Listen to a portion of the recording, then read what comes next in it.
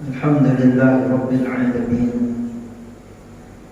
Ashhadu an la ilaha illallah al-malikul haqqul mubin. Wa ashhadu anna sayyidana wa nabiyyana Muhammadan abduhu wa rasuluh Sadiqul wa'dil amin. Allahumma salli wa sallim ala sayyidina wa habibina wa maulana Muhammadin sayyidil awwalin wal akhirin wa ala alihi wa ashabihi ajma'in ila yaumiddin. Kaum muslimin sidang jamaah Jumat yang dimuliakan Allah, marilah senantiasa kita selalu bersyukur kepada Allah Subhanahu wa taala atas berbagai rahmat dan karunia yang selalu dicurahkan kepada kita, dan semoga dengan kita bersyukur Allah semakin sayang dan cinta kepada kita, dan Allah akan menambah rahmat dan karunia-Nya kepada kita, baik dalam bentuk yang sama maupun dalam bentuk yang lainnya. Dan hendaknya kita selalu berdoa memohon kepada Allah Subhanahu wa taala agar pandemi segera berlalu, corona segera berakhir, sehingga kita kembali hidup tenang, tanpa ada rasa takut, tanpa ada rasa khawatir. Dan semoga Allah Subhanahu wa taala menjauhkan kita dari berbagai musibah, dari berbagai wabah, dari berbagai bencana, dari berbagai malapetaka dan azab, baik pada saat kita hidup di bumi ini maupun pada saat kita berada di alam barzakh, di alam kubur, dan juga di alam akhirat nanti. Kaum muslimin, para hamba Allah yang dimuliakan Allah Subhanahu wa taala,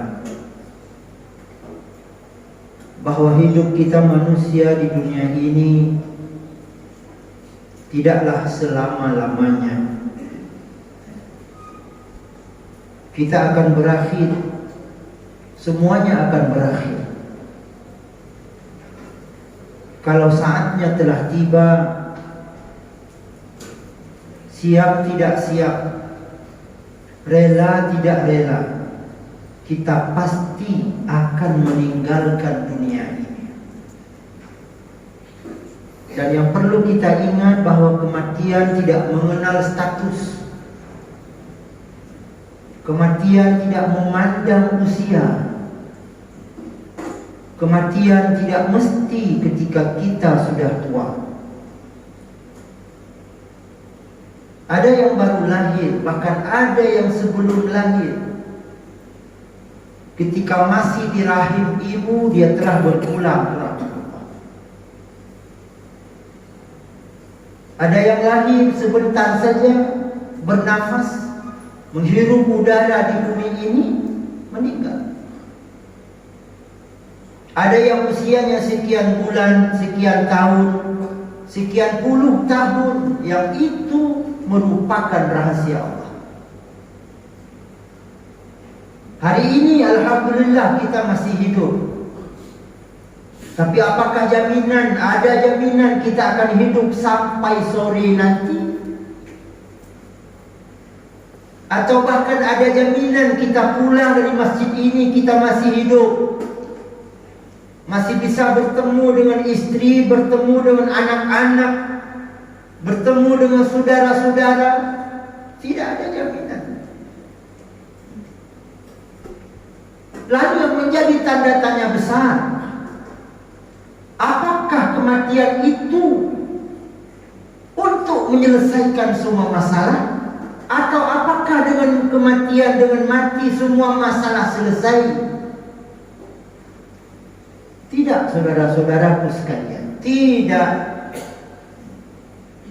Bila yang mati itu hewan, maka selesai, tak ada masalah. Ayam mati, kambing mati, kerbau mati, tak ada urusan. Berapa banyak padi orang yang telah mereka makan? Berapa banyak bunga di halaman rumah orang yang mereka makan, yang mereka rusakkan? Tak ada pertanyaan. Tak ada dosa bagi hewan, tak ada pahala bagi hewan. Tapi kita manusia, kematian kita tidak menyelesaikan masalah. Tapi kematian kita untuk mempertanggungjawabkan masalah. Semua yang kita lakukan ketika hidup di dunia ini, kita akan bertanggungjawabkan di hadapan Allah, dan kita akan merasakan akibatnya. In khairan fa khairun wa in syarran fa syarrun. Kalau kebaikan yang kita buat, kalau kebaikan yang kita lakukan ketika kita hidup di dunia ini, fa khairun, maka balasannya pun kebaikan. Balasannya surga, balasannya buah-buahan surga, balasannya taman surga yang indah, balasannya nikmat dalam surga yang tak ada bandingnya. Tapi wa in khairan wa in syarran fa syarrun. Kalau dosa yang kita kumpulkan, kalau dosa yang kita buat, maka balasannya adalah kejahatan, balasannya adalah siksa, balasannya adalah neraka.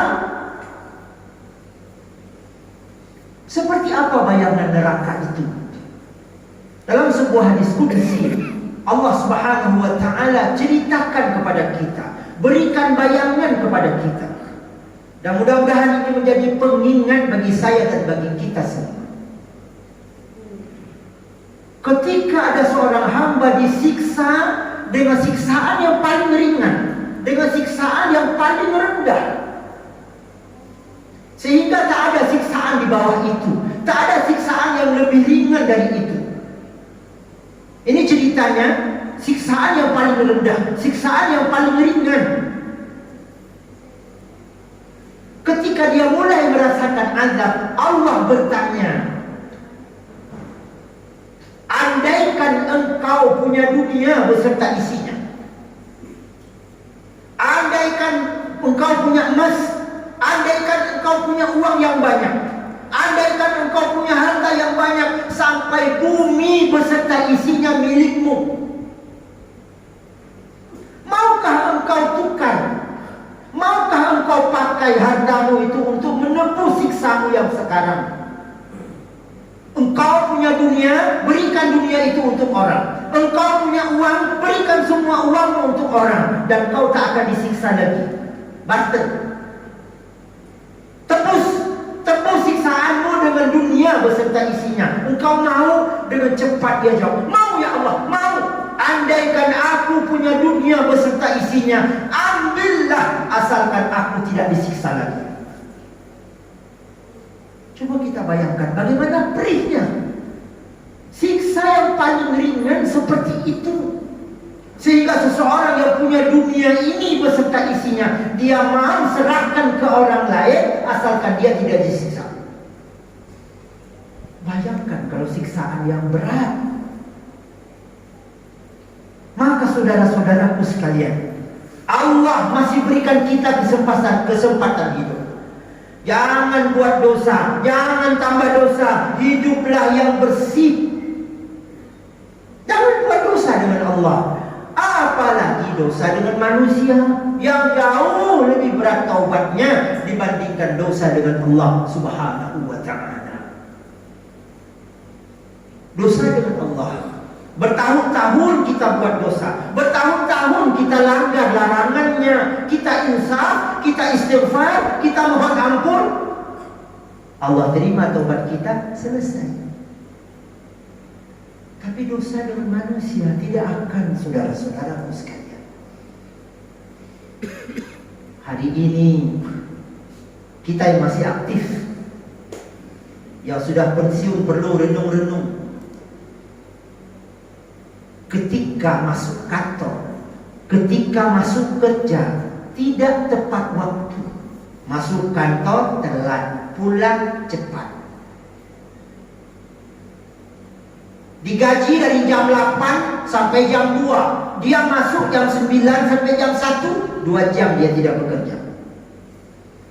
Berarti 2 jam. Gaji 2 jam itu tidak halal. Kita persingkat saja. Bulan itu dia masuk 75%. 25% tidak masuk. Berarti 25% dia tidak bekerja. Gaji dia ambil. Gaji yang tidak halal baginya. Kalau gajinya 10 juta, 25%, 2,5 juta. Masuk ke rekening 10 juta. 2,5 juta tidak halal. Karena dia tidak bekerja. Lalu ambil uang 2,5 juta itu, isi voucher listrik.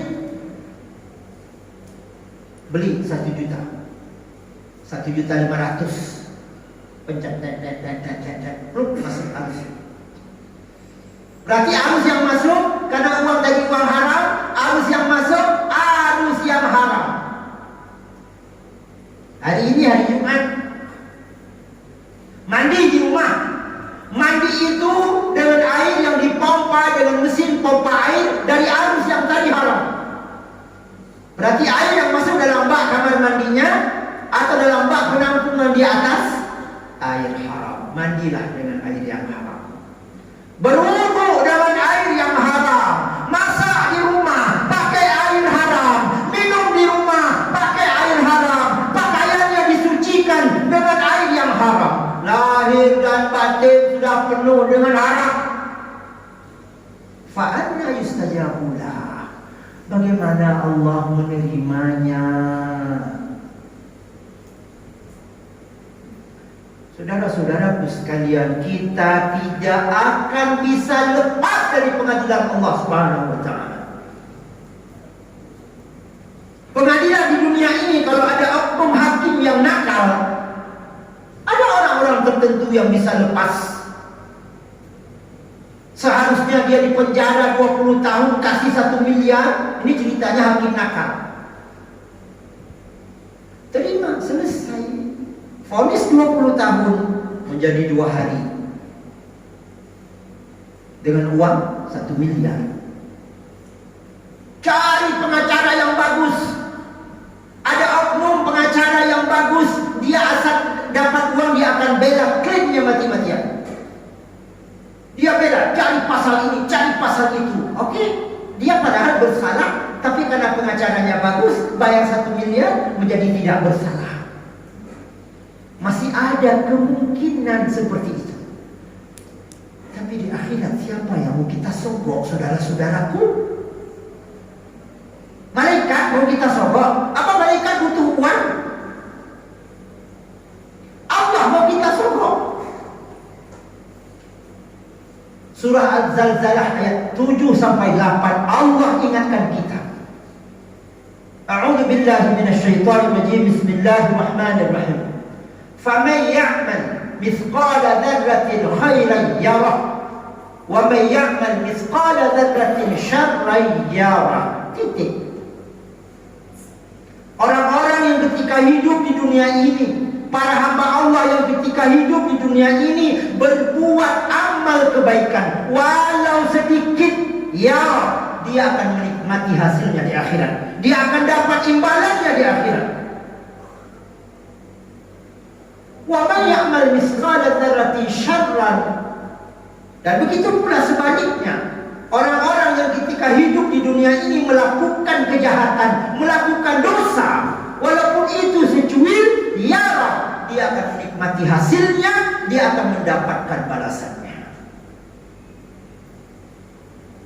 Saudara-saudaraku sekalian, maka mari kita fungsikan kita sesuai dengan tujuan Allah Subhanahu wa taala. Wa ma khalaqtul jinna wal insa illa liya'budun. Tidaklah aku ciptakan jin dan manusia kecuali untuk mengabdi kepadaku. Itu tujuan Allah. Maka mari kita mengabdi kepada Allah. Kita lakukan ibadah kepada Allah. Kita belajar. Dan maaf saudara-saudaraku, telah mulai ada umat pada saat ini, dia tidak mau belajar tentang ibadahnya, sehingga ibadahnya asal-asalan. Salatnya asal-asalan, bacaannya asal-asalan, rukuknya asal-asalan, sujudnya asal-asalan, tak punya ilmu. Nah, ini juga bermasalah. Allah perintahkan kita salat, salat bukan salat yang asal-asalan. Mana dalilnya? Rasulullah ingatkan kita, sallu kama ra'aitumuni usalli. Sallu, salatlah kalian wahai umatku, kama ra'aitumuni usalli, sebagaimana kalian mengetahui bagaimana aku salat. Bagaimana kita mengetahui Rasulullah salat? Melalui penjelasan para ulama. Sahabat menjelaskan kepada muridnya, Rasulullah begini salatnya. Lalu murid itu terus sambung menyambung. Sampailah kepada Imam Syafi'i. Kalau kita di Indonesia, jalur mazhab Imam Syafi'i, murid-murid Imam Syafi'i, kita pelajari. Bacaan kita dalam salat, Bapak Ibu, para saudara sekalian, adalah bahasa Arab. Bahasa Arab itu tidak boleh rusak-rusak hurufnya. Bahasa Arab itu tidak boleh tertukar-tukar panjang pendeknya. Bahasa Arab itu tidak boleh hilang-hilang tasydidnya. Ayo kita bertanya, sudah siapkah kita? Sudah tahukah kita bacaanku sudah benar, rukukku sudah benar, karena guruku berkata sudah benar? Kita lihat contoh kecil saja. Bala, bala. Bala artinya betul, bala artinya kencing. Iyyaka na'budu bertasydid. Iyyaka na'budu wa iyyaka nasta'in. Wahai Allah, hanya Engkau yang kami sembah, dan hanya kepadamu wahai Allah kami memohon bantuan, kami memohon pertolongan. Kalau tasydidnya hilang menjadi iyyaka na'budu wa iyyaka nasta'in, hilang. Tadi iyyaka tasydid, sekarang iyyaka na'budu wa iyyaka nasta'in. Apa artinya? Wahai matahari, hanya Engkau yang kami sembah. Masya Allah, rusak iman dalam salat. Maka ayo kita belajar saudara-saudaraku. Salat yang kita persembahkan kepada Allah tak boleh salat yang asal-asalan. Tahiyat kita sudah benarkah? Sudah betulkah kita baca at-tahiyyatul mubarakatus? Atau kita baca asal-asalan? Tidak, saudara-saudaraku. Salat yang kita lakukan asal-asalan belum dianggap kita sudah salat. Ibadah yang kita lakukan tanpa ilmu belum dianggap kita sudah beribadah. Wudu, sudah betulkah wudu kita? Basuh muka, yang mana muka yang wajib dibasuh? Dari mana sampai ke mana? Kalau tidak terbasuh batas muka, berarti tidak sah basuh muka kita. Ketika basuh muka kita tidak sah, berarti wudu kita tidak sah. Ketika wudu kita tidak sah, kita salat dianggap salat tidak sah karena tak ada wudu. Semua ini penting ilmu. Tapi kenapa ketika kadang seminggu sekali diajak belajar acuh tak acuh? Ada masyarakatnya 500, tapi yang hadirnya cuma 15. Ini masalah saudara-saudaraku sekalian. Masalah. Karena ketika kita berada di alam kubur, tidak ada yang bisa tolong kita selain dari amal kita. Siapa yang akan tolong kita? Kita sudah lihat anak-anak yang paling kita cintai pulang setelah selesai penguburan kita. Istri yang sehidup semati katanya selama ini, yang selalu setia mendampingi kita, begitu kita mati selesai. Bahkan kalau kita mati menjelang maghrib atau habis maghrib kita mati, lalu masyarakat dan kecil sepakat, ini jenazah ini kita kuburkan besok saja, kita mandikan besok saja. Malah itu minta istri kita temani kita di kamar. Lalu bagaimana kita di akhirat? Allah ingatkan kita, yauma yafirrul mar'u min akhihi wa ummi wa ummihi wa abi wa sahibatihi wa bani. Pada hari akhirat nanti tak ada seorang pun yang bersedia tolong. Anak-anak kita jauh, istri kita menjauh, anak menjauh, kerabat menjauh, cucu menjauh, semua menjauh. Yang bersama kita adalah amal kita, bapak-bapak sekalian. Yang bersama kita adalah salat kita, puasa kita, haji kita, umrah kita. Tapi kalau ibadah itu asal-asalan tidak ada. Salat rukuk, orang rukuk dia tidak, orang ini tidak dia, bagaimana salat dia tidak tahu. Ayo saudara-saudaraku sekalian, sebelum ruh ini dicabut, sebelum nafas terakhir, ayo kita kaji Islam ini. Kita kaji terutama ibadah kita. Kita bertanya kepada pribadi kita masing-masing, bagaimana salatku? Sudah betulkah?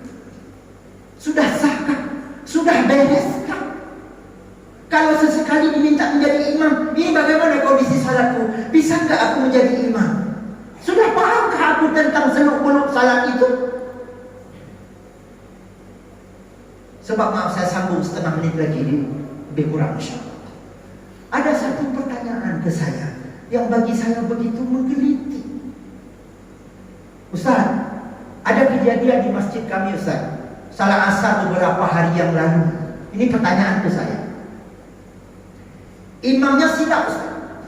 Pada rakaat ketiga imamnya berfikir mungkin sudah rakaat keempat, dia duduk tahiyat akhir. Kami di belakang baca tasbih, subhanallah. Imam begitu mendengar subhanallah langsung bergetar. Karena imam belum bangun tambah rakaat, makmum lain subhanallah langsung basah bajunya, berkeringat. Setelah itu salam. Assalamualaikum warahmatullah. Assalamualaikum warahmatullah. Jamaah pun ikut salam kecuali satu orang yang bangun. Berarti hanya dia yang punya ilmu. Satu orang yang bangun tambah rakaat, satu rakaat. Setelah itu dia baru salam sendiri. Yang lain ikut salam bersama imam. Lalu jamaah berkata, Pak Imam, salat kita 3 rakaat. Oh ya, kita ulang saja. Pak Imam masuk dalam kamar, dia ulang sendiri, jamaah ulang masing-masing. Kenapa ini terjadi? Karena tak punya ilmu. Maka saudara-saudaraku sekalian, sekali lagi saya mengajak dan saya ingatkan saya sendiri, jangan biarkan ibadah kita tanpa ilmu. Jangan biarkan wudhu kita, salat kita tanpa ilmu. Kita ikut-ikutan belajar. Ayo kita kaji. Bila perlu bawa buku, tanya Ustaz, ini apa, ini apa, ini apa, ini apa. Bacaan kita perdengarkan kepada guru kita. Maaf, jangan-jangan Fatihah kita masih hancur-hancuran, tahiyat kita masih belum benar. Bagaimana kita persembahkan salat kita yang rusak kepada Allah? Salat yang tidak benar diserahkan kepada Allah. Ya Allah, inilah salatku. Kau terima, terimalah. Kau tak terima, taklah. Masya Allah. Tidak, saudara-saudaraku sekalian, tidak. Maka belajar itu wajib. Jangan kita persembahkan ibadah kepada Allah asal-asalan. Jangan hidup ini asal hidup. Ayo kita kaji agama ini. Kita kaji. Kita kaji apa itu wudhu, bagaimana salat. Dari syahadat kita mulai. Kalau di sini dibuat kajian majelis taklim seminggu sekali, kita berkorban. Yang punya toko, yang punya warung tutup malam itu atau serahkan kepada karyawan. Aku harus belajar sebagai bekal kematianku seorang diri di alam kubur. Ada yang berpikir, gak apa-apa nanti kita meninggal, ada orang-orang datang sama dia tahlil. Kalau kita salat kita tidak beres, sama dia tahlil orang itu tidak ada artinya buat kita. Kalau salat kita tidak ada, salat 5 waktu tidak beres, anak-anak sembelih kerbau sampai 10, tak ada artinya buat kita. Karena as-salatu imaduddin, kata Rasul. Salatlah tiang agama ini. Sama dia tahlil itu berdiri di atas tiang. Kalau tiangnya rusak, bagaimana dia berdiri? Puasa itu bertengger di atas salat. Kalau salat tak benar, tak ada tiang, bagaimana puasa? Ayo saudara-saudaraku sekalian, sekali lagi saya ingatkan saya sendiri Dan kalau boleh saya ingatkan kita semua, jangan biarkan diri kita awam, jangan biarkan diri kita tak tahu agama. Harus pelajari. Kita musyawarah. Oh, kalau begitu, ayo kita buat pengajian di sini seminggu sekali. Datang. Semua datang. Tanyakan kepada guru yang mengajar. Sudah benarkah Fatihah kami? Bila perlu guru baca, ikuti. Sampai kita sendiri yakin bahwa wuduku sudah benar, salatku sudah benar. Insya Allah kita mati tidur di alam kubur laksana tidurnya pengantin. Nikmat penuh dengan rahmat Allah, nikmat penuh dengan karunia Allah. Di akhirat kita akan masuk surga. Tapi kalau salat asal-asalan lalu minta surga kepada Allah, bagaimana Allah akan berikan? Semoga Allah Subhanahu wa taala berikan saya dan kita semua kekuatan untuk terus berbenah, untuk terus kita kaji Islam yang suci murni ini. Kita kaji ibadah ini, kita pelajari sampai kita sendiri yakin bahwa ibadah kita sudah sah. Dan semoga Allah Subhanahu wa taala selalu mencintai dan menyayangi kita. Diberikan kita rahmat selalu di dunia ini, rahmat di alam kubur dan rahmat di alam akhirat. Dijauhkan kita daripada kemurkaan dan azabnya, dimasukkan kita ke dalam surga Jannatul Na'im, dan dijauhkan kita daripada azab dan nerakanya. Amin ya rabbal alamin.